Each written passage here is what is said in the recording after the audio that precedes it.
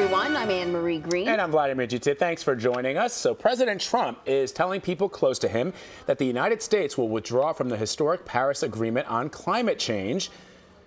Our Major Garrett reports that the president has also discussed with his senior staff attempting to renegotiate the deal, specifically its provisions on reducing greenhouse gas emissions with the goal of making them less burdensome on the U.S. industry. This morning, Mr. Trump took to Twitter saying he would be announcing his decision over the next few days. For more now, we turn to Jessica Green. She's an assistant professor of environmental studies at New York University. So listen, you say that the U.S. involvement in the Paris Agreement has become mostly symbolic at this point. What do you mean by that?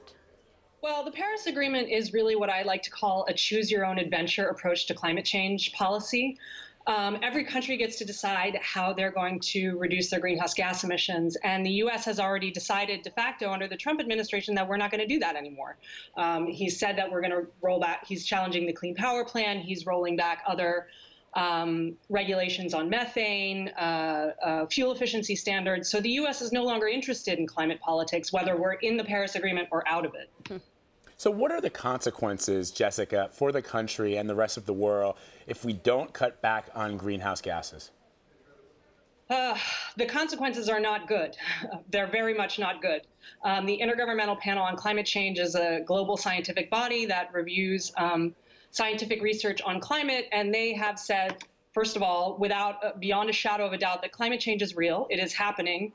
And it is happening in many places more quickly and in ways more quickly than we had expected. And its effects are often unexpected. So we can expect to see more unexpected things, more extreme weather events, more droughts, more floods, more migration due to these resource issues. So the world is getting warmer, much, much warmer, and much more quickly than we expected it to.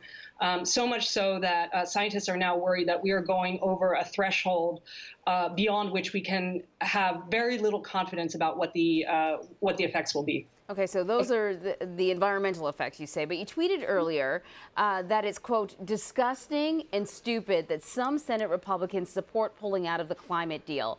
What are the global political ramifications of withdrawing? There are many. So I think that pulling out of the Paris Agreement is going to be terrible for the U.S., not only in terms of its environmental policy. It's going to be bad for security. It's going to be bad for trade. It's going to be bad for foreign policy. It's going to hurt our soft power and therefore affect our ability to participate in international policymaking in a variety of issue areas. So this really isn't just about climate change. This is about America's role in the international community. And by saying we're not going to participate in this, we are therefore abdicating our ability to participate in other conversations, which are very important to us. And Jessica, the president, even going back to his time on the campaign trail, said, look, he does care about the environment, but he also cares about American jobs. He feels that the regulations that have been put into place by this deal stifle U.S. industry, stifle the American worker. What's the fine line to walk then for a president and administration that wants to do right by the American worker, but also understands the implications of what you're talking about? Well, that's just not factually correct. I mean, so in the United States last year, 2016, the fastest growing industry with the most jobs in the United States was renewables. We now have about 780,000 jobs in the United States in the renewables industry that's several times over the number who are participating in coal. So it's just not true that there is a trade-off between jobs and the environment. We just need to retool our economy in a way that is pursuing more sustainable sources of energy. We need to invest money in that, and with that, those investments will come jobs. And when you talked about the global political ramifications of this country sort of pulling back, it means that we're pulling back, in a sense, our leadership role when it comes to this sort of thing. And are you concerned that if we pull back, it leaves an opening for another country to fill that vacuum, say maybe China or another big country? Nature abhors a vacuum, and so too does geopolitics.